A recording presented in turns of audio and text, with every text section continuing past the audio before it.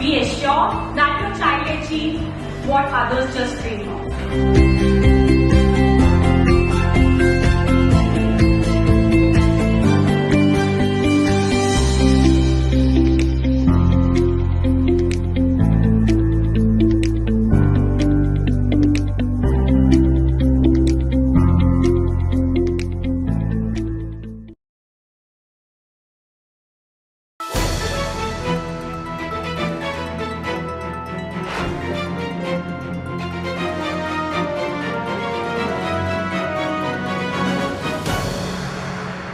नमस्कार, मैं हूं ज्योति प्रकाश रंगा और आप देखना शुरू कर चुके हैं मेरा यूट्यूब चैनल ज्योति टाइम्स।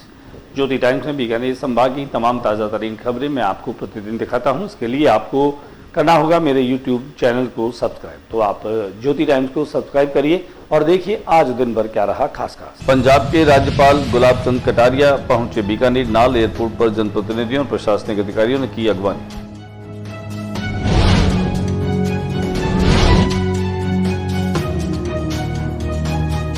माननीय राज्यपाल पंजाब प्रशासक यू चंडीगढ़ और गुलाब चंद कटारिया का रानी बाजार स्थित रिद्धि सिद्धि भवन में वैश्य समाज की ओर से नागरिक अभिनंदन।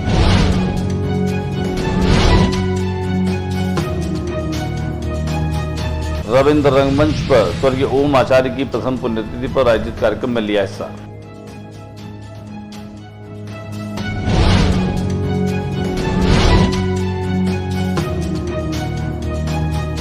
बीकानेर पहुंचे पंजाब के राज्यपाल गुलाब चंद कटारिया ने कहा, ऑपरेशन सिंधु ने भारत की नारी शक्ति को दिया नया सम्मान।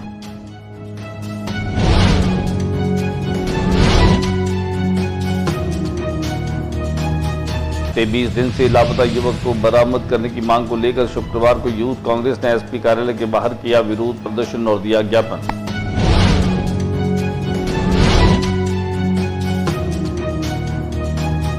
क्षत्रिय सभा ने वीर शिरोमणि महाराणा प्रताप की 485वीं जयंती मनाई।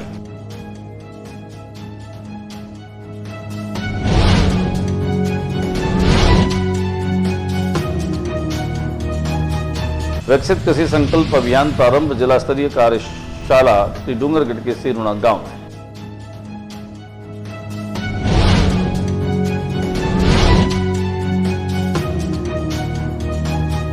निर्जला एकादशी पर नगर सहित लक्ष्मीनाथ जी मंदिर सहित 108 मंदिरों में भोग सेवा अनुष्ठान के बैनर का हुआ विमोचन।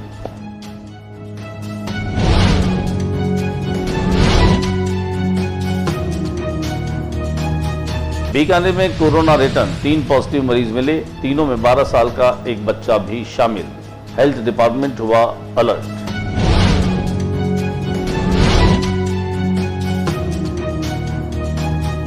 अंधड़ के साथ आई बारिश ने श्री डूंगरगढ़ कस्बे को भिगोया। नौतपा में गर्मी से मिली राहत।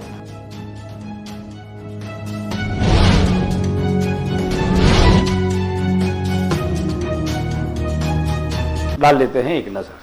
पंजाब के राज्यपाल गुलाब चंद कटारिया बीकानेर में पहुंचे। बीकानेर नाल एयरपोर्ट पर उनकी बीजेपी के नेताओं ने अगवानी की।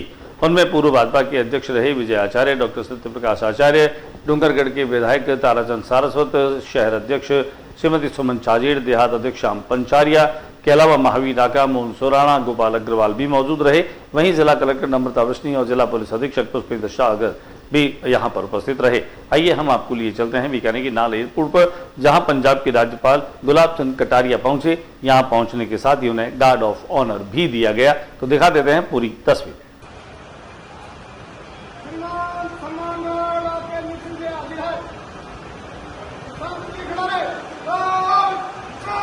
पंजाब के राज्यपाल गुलाब चंद कटारिया बीकानेर पहुंचने के साथ ही रानी बाजार के रिद्धि सिद्धि भवन भी पहुंचे। रिद्धि सिद्धि भवन में उनका वैश्य महासभा की ओर से सत्कार किया गया। वैश्य महासभा में अनेक वैश्य समाज के लोग मौजूद रहे। आइए हम आपको लिए चलते हैं रिद्धि सिद्धि भवन, जहां पर पंजाब के राज्यपाल गुलाब चंद कटारिया का सम्मान और अभिनंदन किया गया।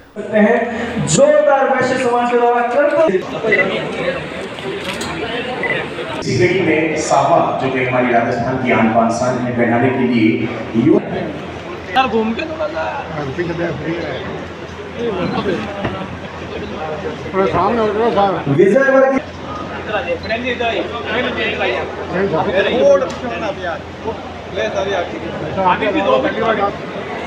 वरिष्ठ भाजपा नेता रहे स्वर्गीय ओम आचार्य की प्रथम पुण्यतिथि के मौके पर भी रविंद्र रंगमंच पर उनका श्रद्धांजलि समारोह का कार्यक्रम रखा गया। श्रद्धांजलि कार्यक्रम में भी पंजाब के राज्यपाल गुलाब चंद कटारिया मुख्य अतिथि के रूप में पहुंचे। यहां पर भी उन्होंने ओम आचार्य की व्यक्तित्व और उनकी कृतित्व को अनुकरणीय बताते हुए कहा कि भारतीय जनता पार्टी के और उनकी विचारधारा के सच्चे सपूत ओम आचार्य कई मायनों में आने वाली पीढ़ी के लिए राह दिखाने वाले रहे। इस मौके पर बड़ी संख्या में लोग मौजूद रहे। आइए हम आपको लिए चलते हैं रविंद्र रंगमंच, जहां पर स्वर्गीय ओम आचार्य की प्रथम पुण्यतिथि के मौके पर यह कार्यक्रम रखा गया था। ने जिस संस्थान की स्थापना की है, सबसे ज़्यादा धन्यवाद हम सब कार्यकर्ता उस महामानव को श्रद्धांजलि भी देते हैं और आपका बहुत सम्मान करते हैं कि आप लोगों ने इस संगठन के द्वारा उस व्यक्ति को आने वाली पीढ़ी तक पहुंचाने का काम किया। बीकानेर में पहुंचे पंजाब के राज्यपाल गुलाब चंद कटारिया ने पत्रकारों से बातचीत के दौरान कहा कि ऑपरेशन सिंदूर मातृशक्ति को एक नया सम्मान दिलाने वाला ऑपरेशन रहा। उन्होंने भारतीय सेना के शौर्य, उनके पराक्रम की चर्चा की। साथ ही उन्होंने कहा कि ऑपरेशन सिंदूर जो है वह आजाद भारत में मातृशक्ति को एक नया सम्मान दिलाने वाला ऑपरेशन रहा है। आइए देखें सुने क्या कुछ कहा पंजाब के राज्यपाल गुलाब चंद कटारिया ने। कार्यकर्ता निर्माण और कार्यकर्ता का संभाल अगर देखा जाए तो ओम जी की जीवनी पढ़े तो उसमें से निकलेगा कि कितना कार्यकर्ता का संभाल और कितना कार्यकर्ता के उनका सम्मान करते थे। वो ओम जी के उसमें था, लेकिन मैं ओम जी के पास गया, मैं तो संघ का कार्यकर्ता था और चुनाव में भी संघ के काम करते थे। ओम जी ने उसका पक्ष नहीं लेकर और मेरे साथ खड़े हुए उस समय ओम जी उनके साथ भी खड़े हो सकते थे। तो जहां देखा जाए, और मैं आपको बता दूं आज पिछले 23 दिनों से कई युवक लापता है और इसे लेकर के यूथ कांग्रेस के लोगों ने आज जिला कलेक्टर कार्यालय के सामने और जिला पुलिस अधीक्षक कार्यालय के सामने प्रदर्शन किया। उनकी गुमशुदगी की रिपोर्ट लिखाने के बावजूद भी अब तक कोई सुराग नहीं मिला है, लिहाजा उन्होंने ज्ञापन के साथ में विरोध प्रदर्शन भी किया। बड़ी संख्या में यूथ कांग्रेस के लोग मौजूद रहे। साबित हो गया है जिस तरीके की ये पलटी सरकार है। आपने देखा होगा कानून की धज्जियां उड़ रही है, कानून का लॉ एंड ऑर्डर फेल हो चुका है पूरे राजस्थान के अंदर। आपको देखना को मिलेगा, मीडिया के माध्यम से पता लगता है लगातार डेड बॉडी मिल रही है, बहन बेटी सुरक्षित नहीं है। खुलेआम बदमाश लोग गाड़ी में लड़कियों को उठा कर ले जाते हैं। मेरे को ये समझ में नहीं आया ये पलटी सरकार क्या कर रही है। आज हमारे एक साथी जो 23 दिन से शहबाज खान जो लापता है, पीड़ित परिवार लगातार मांग कर रहा है। पिछली बार हजारों की संख्या में उन्होंने ज्ञापन दिया और मुझे समझ में नहीं आता। बीकानेर के स्थानीय बीदासर हाउस में क्षत्रिय शिरोमणि महाराणा प्रताप की 485वीं जयंती मनाई गई। इस अवसर पर सभा के उपाध्यक्ष जगमाल सिंह पायरी ने अपने उद्बोधन में महाराणा प्रताप के द्वारा किए गए त्याग, देशभक्ति, शौर्य, बलिदान के बारे में विस्तार से अवगत कराया। इस क्रम में अपने उद्बोधन में कर्नल हेम सिंह शेखावत और पूर्व कमांडेंट BSF खबर सिंह उदत ने महाराणा प्रताप की वीरता, उनके शौर्य तथा उनके द्वारा लड़े गए युद्धों के बारे में विस्तार से अपने उद्बोधन में जानकारी दी। वहीं क्षत्रिय सभा की प्रवक्ता प्रदीप सिंह ने अपने उद्बोधन में इस तरह के कार्यक्रमों से युवाओं को जोड़ने और जुड़ने पर जोर दिया, जिससे कि हमारे इतिहास को आने वाली पीढ़ियां जान सके। ओंकार सिंह मूर्खाना ने अपने उद्बोधन में अपने इतिहास के साथ छेड़छाड़ होने पर क्षत्रियों द्वारा अपवाद करने पर जोर दिया। इस अवसर पर क्षत्रिय सभा की अमर सिंह हाडला, किशन दास बीदासर, महावीर सिंह पवार, जितेंद्र सिंह राजवी, वीरेंद्र सिंह नरूका सहित बड़ी संख्या में लोग मौजूद रहे। विकसित कृषि संकल्प का अभियान जिला स्तरीय डूंगरगढ़ से सेरुणा में हुआ।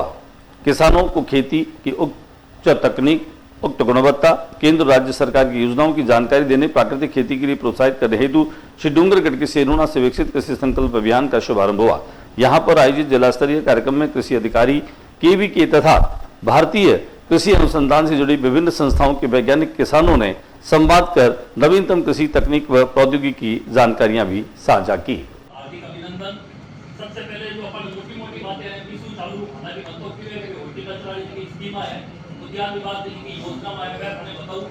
सब पहला तो मैं ना मोटी बात बतानी चाहूं कि भाई वो जो है बेहतर सुविधा में पहले होगा सुविधा आया बाद में कहीं पूरा एक बात है विकसित कृषि संकल्प अभियान और इस अभियान की शुरुआत है आज अपने ग्राम पंचायत सेरुणा डूंगरगढ़ के धरासू हो रही है और कृषि और जो संबंध हमारे निर्जला एकादशी के पावन अवसर पर शहर के नगर सेठ लक्ष्मीनाथ मंदिर सहित 108 मंदिरों में भोग सेवा अनुष्ठान के बैनर का विमोचन किया गया। भारतीय संस्कृति एवं सनातन जागृति महाअभियान जारी है। इसके अंतर्गत ज्येष्ठ मास जून महीने के सनातन पर्व के रूप में निर्जला एकादशी पर्व 6 जून 2025 को सेवा के महादिवस के रूप में मनाया जाएगा। इस अवसर पर नगर शहीद लक्ष्मीनाथ जी सहित जिले के 108 मंदिरों में पूजन, भोग, आरती, अभिषेक, श्रृंगार आरती की विविध अनुष्ठानों के साथ सेवा का महादिवस अनुष्ठान होगा। इसमें सेवैयों का भोग, ठंडा पानी, शरबत सेवा की सेवाएं दी जाएगी। इसके अलावा गौशाला में घास, गुड़, पानी की सेवाओं के साथ रैन बसेरा के जरूरतमंद लोगों हेतु फलाहार, आमरस, दवाइयों का वितरण भी किया जाएगा। और अब बात करते हैं पूरे देश में जहां कोरोना का विस्फोट हो रहा है। लगातार कोरोना के मरीज बढ़ रहे हैं और राजस्थान में बीकानेर भी अछूता नहीं है। कोरोना रिटर्न, बीकानेर में 3 कोरोना के पॉजिटिव मरीज मिले हैं। हेल्थ विभाग जो है वह अलर्ट मोड पर आ गया है। आप सभी से भी विशेष अनुरोध है, हमारे चैनल की तरफ से भी, कि कोरोना से बचाव रखिए, क्योंकि जिनकी वैक्सीनेशन लगा है उन्हें भी कोरोना हो रहा है।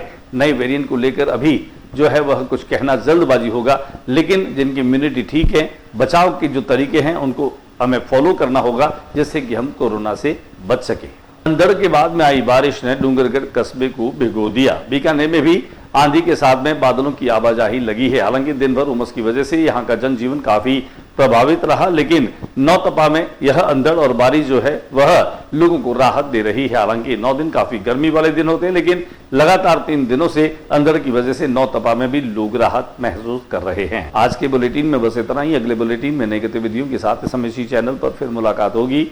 न्यूज रूम से ज्योति डंगा को इजाजत दीजिए, लेकिन जाते जाते मेरा आप लोगों से निवेदन है कि मेरे यूट्यूब चैनल ज्योति टाइम्स को सब्सक्राइब करना न भूलें। देखते रहिए बीकानेर और बीकानेर संभाग की ताजा तरीन खबरें ज्योति रंगा के साथ ज्योति टाइम्स पर। नमस्कार।